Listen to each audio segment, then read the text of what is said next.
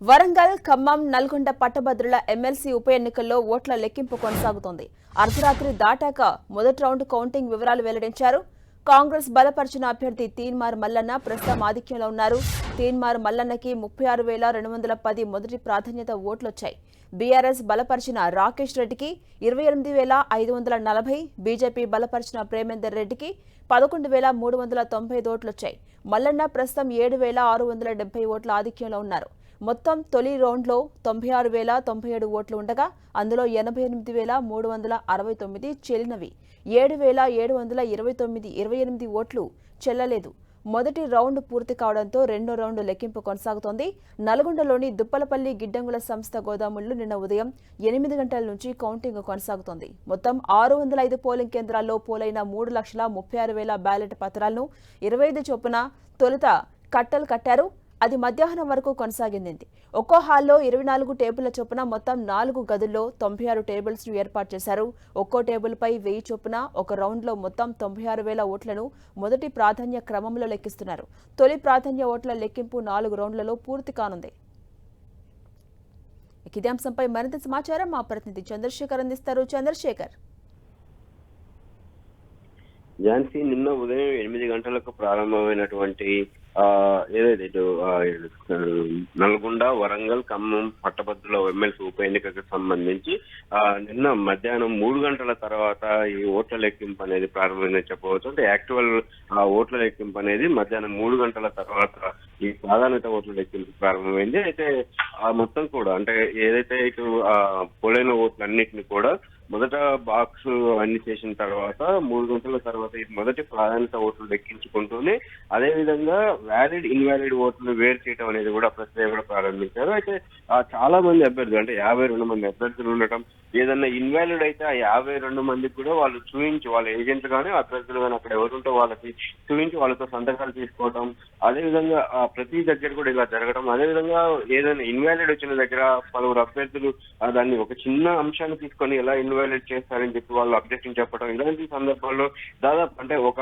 మొత్తం 4 హాళ్ళు ఏర్పాటు చేశారు. ఈ 4 హాళ్లలో ఇటువంటి అబ్జెక్షన్ ఏదైనా వచ్చినప్పుడు ఖచ్చితంగా అక్కడ ఉన్నటువంటి ఏఆర్ఓలు అంటే అసిస్టెంట్ కలెక్టర్ స్థాయి అధికారి దగ్గరికి కూడా వెళ్ళినప్పుడు కూడా వాళ్ళు అప్పుడు కూడా సంతృప్తి చెందినప్పుడు తిరిగి ఆర్ఓ దగ్గరికి వెళ్ళడం, ఆర్ఓ దానికి సంబంధించిన రూల్స్ చదివి వినిపించడం, ఇలాంటివి జరిగినప్పుడు ఏంటంటే ఒక అబ్జెక్షన్ చెప్పిన ప్రతిసారి కూడా దాదాపు అర్ధగంట నుంచి గంట వరకు కూడా టైం పడుతుంది. దానివల్ల మొత్తం కూడా అంటే దాదాపు 7 నుంచి 8 గంటలు మొదటి రౌండ్ లెక్కింపు అనేది జరిగింది. అంటే మొదటి ప్రాధాన్యత ఓట్లని మొత్తం పోలైన 3,30,000 చిల్లర ఓట్లని మొత్తం రౌండ్ల వారీగా విభజించినప్పుడు ఒక్కొక్క రౌండ్ కి దాదాపు 96,007 ఓట్లు లెక్కింపు అనేది కొనసాగుతా ఉంది. ఈ సందర్భంలో ఈ 96,000 లెక్కించేందుకే దాదాపు 96,097 ఓట్లు లెక్కించేందుకు దాదాపు 7 గంటల సమయం తీసుకున్న పరిస్థితి.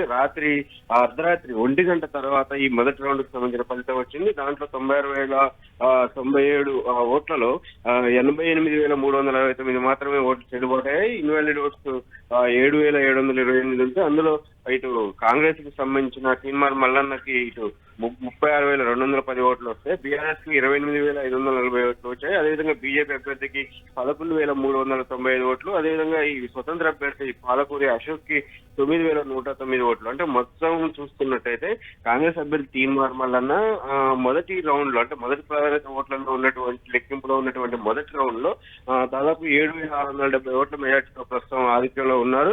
అయితే రెండవ రౌండ్ సంబంధించి దాదాపు 2 గంటల సమయంలో రెండవ రౌండ్ ప్రారంభమైంది తెల్లవారుజాము 2 గంటలకి. అయితే ఇప్పటి వరకు కూడా ఇంతవరకు దానికి సంబంధించిన ఫలితం అంటే రాలేదు. మరొక గంట నుంచి 2 గంటల వ్యవధిలో ఈ ఫలితం వెలువడే అవకాశం ఉంది. అయితే రెండో రౌండ్ ఫలితం వచ్చిన తర్వాత ఒక స్పష్టత వచ్చే అవకాశం ఉంది. అంటే ఎంత లీడ్ పెరుగుతుంది, ఇట్లా తగ్గుతుందా అనేది చూస్తే మాత్రం ఖచ్చితంగా మొదటి ప్రాధాన్యత ఓట్లలో విజేత ప్రకటించే అవకాశం ఉందా, అంటే మ్యాజిక్ ఫిగర్స్ చేరుకునే అవకాశం ఉంటుందా, లేదంటే రెండో ప్రాధాన్యతకు వెళ్లాల్సిన అవసరం ఉంటుందా అనేది కూడా ఒక స్పష్టత వచ్చే అవకాశం ఉంది. ఏదైనా కానీ అంటే దాదాపు 90 గతంలో పోలిస్తే ఇటు టేబుల్ అధిక సంఖ్యలో ఏర్పాటు చేశారు. గతంలో కేవలం 40 టేబుల్ ఏర్పాటు చేస్తే ఈసారి 96 టేబుల్ ఏర్పాటు చేశారు.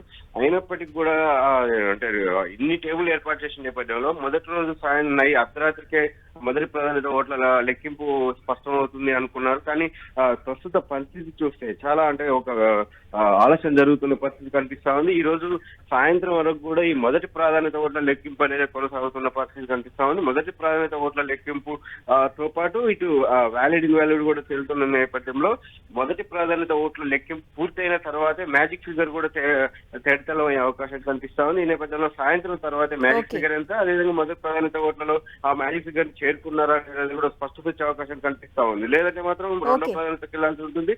అది రేపు కూడా కొనసాగే అవకాశం కనిపిస్తా ఉంది. Jhansi Rani. Right, thank you Chandrasekhar.